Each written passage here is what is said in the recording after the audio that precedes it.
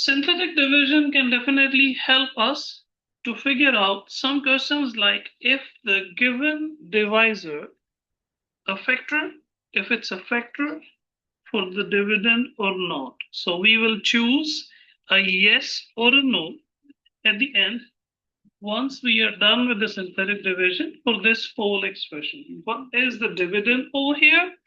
Dividend is this polynomial of degree 4. And what's the divisor? This is the divisor, x plus 1. First thing that we want to know, what should be the value of x, or what could be the potential? 0. So x plus 1, we will equate that to a 0. And we'll try to find out from this divisor what is the value of x. So we will, what should I do? Minus 1. I will subtract a 1 from both sides, and that gives me x equals negative 1. Now there is a value that we will take to the left hand side of our synthetic division frame structure. That's how we do it. First of all, I will bring that negative 1 over here on the side, and then we will try to check the coefficients of all these variables which are arranged in general form, standard form, and the constant as well. These are the things that I'm going to bring over here. 2, another 2, a negative 1, a negative 5, and a negative 48, which is a constant. You know where am I getting it from?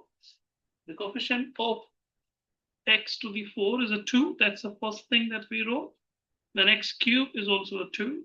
The coefficient for x cube, for x square, there is no number. It's a negative 1. Now, as per the process, what will I do?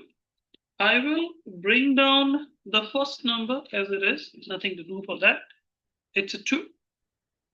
And then the cycle, the flow that we have discussed here, we will multiply the negative 1 with the 2, and whatever is its result, we will put it below the next number, and that will become a negative 2. Right? Then we will operate these two, whatever the sign is suggesting, plus or minus. This is a 0. We have a 0. Then we will keep on repeating the same process every single time. We will multiply the number that appears over here with a negative 1. And then whatever is the product, we will put it below the next number. Here, the negative 1 times 0, it's a 0. So I will put it over here. 0 and minus 1 will give me, by addition, a negative 1, which will again be multiplied with a negative 1. And that gives us a 1 here again, one more time. Right? Positive 1. And then we have negative 5 plus 1, which gives me a negative 4.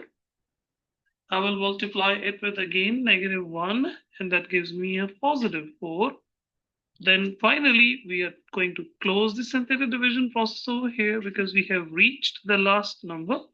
Negative 48 plus 4 will give me a negative 44.